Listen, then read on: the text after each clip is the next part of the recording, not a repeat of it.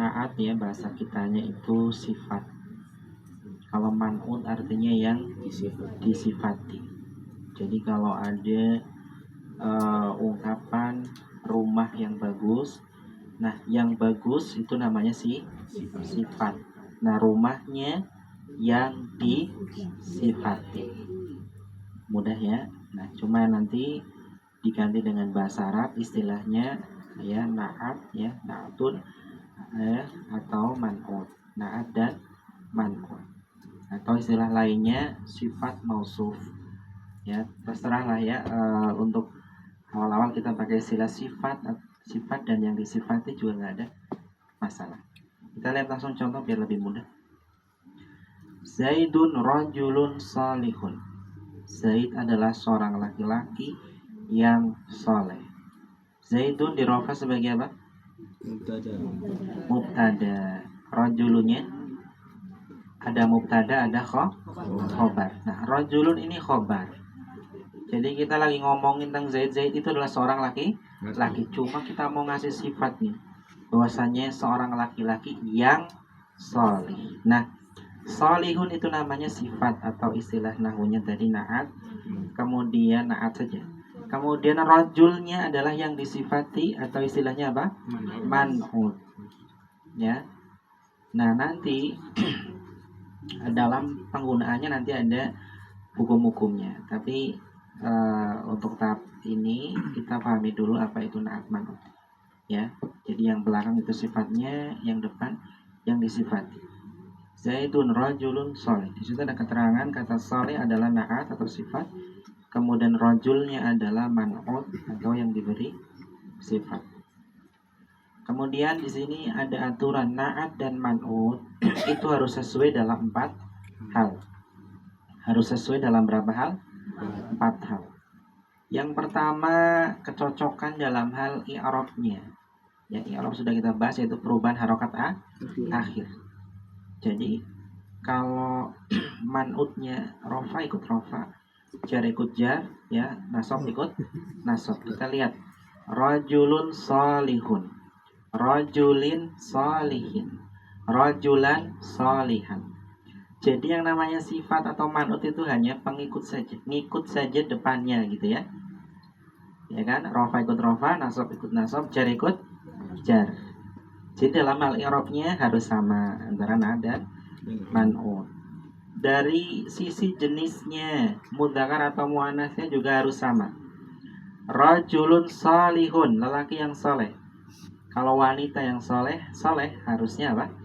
Imra'atun salihatun. Jadi kalau kita ngomongnya imra'atun salih salah, atau rajulun salihah juga salah.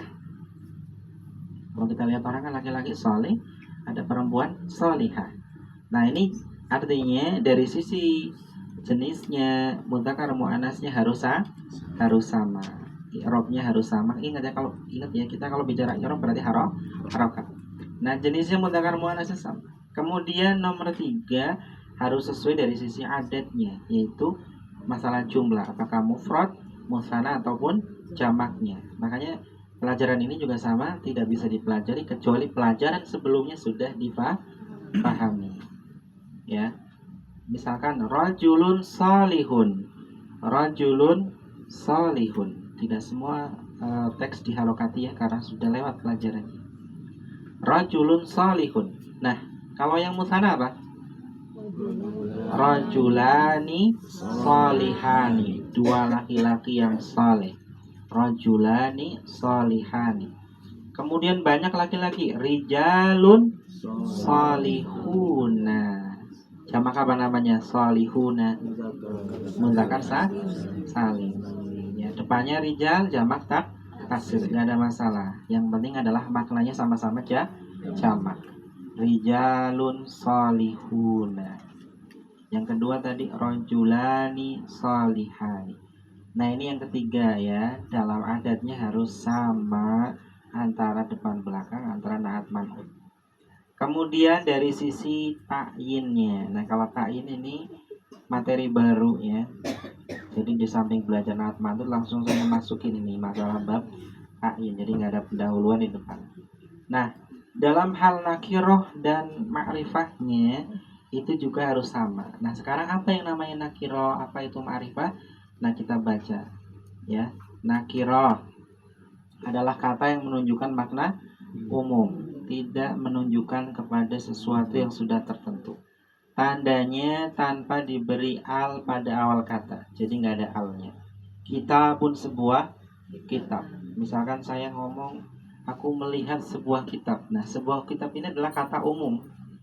Ya, lawan bicara kita ini belum tahu apa kitab. Kitab itu adalah kitab apa? Belum jelas. Cuma mengatakan kata umum saja, sebuah kitab. Nah, kalau ma'rifah kebalikannya, yaitu yang bagian B ya, salah cetaknya. Kata yang menunjukkan kepada sesuatu yang sudah tertentu. Kata yang menunjukkan kepada sesuatu yang sudah tertentu. Tandanya yang kebalikannya, dikasih apa? Al pada awal kata. Al kitabu, kitab itu, kitab tersebut.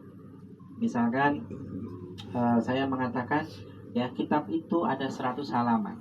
Nah, berarti menunjuk kepada kitab yang sedang kita bahas. Misalnya saya lagi ngomong kitab Nahu. Kitab itu jumlahnya ada 100, maksudnya lah kitab Nahu, ya.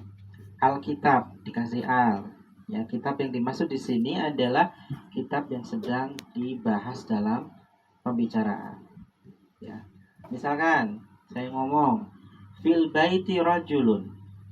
Di rumah itu ada seorang laki-laki. Lawan bicara paham nggak siapa laki-laki ini? Tidak paham karena masih kata umum. Ya, cuma saya mengatakan ada seorang laki-laki. Entah siapa, nggak disebutkan, nggak ada tanda. Tapi kalau saya sekarang lagi ngomong cerita gini, saya tadi ketemu seseorang namanya Budi. Ya, laki-laki itu ya kaya raya. Nah, laki-laki itunya di sini nunjuk ke siapa?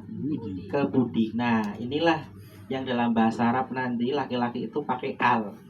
Misalkan saya mengatakan begini. Ra'aitu rajulan. Aku melihat seorang laki-laki. Ismuhu Budi.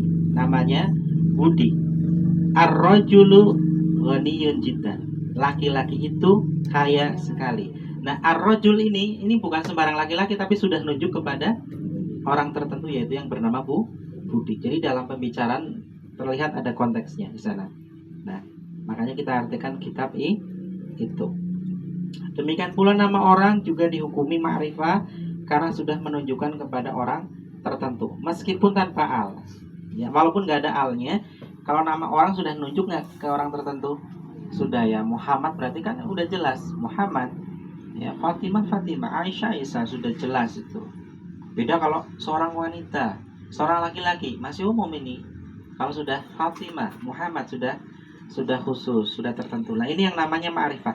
Nah, nanti dalam naat man'ut itu harus sama dalam hal nakirah ma'rifahnya. Maksudnya kalau naatnya itu ma'rifah berarti nanti man'utnya ma'rifah. Ya, nakirah. Nah, keempat ini harus adanya dalam pembahasan naat dan man'ut dalam 4 hal ini.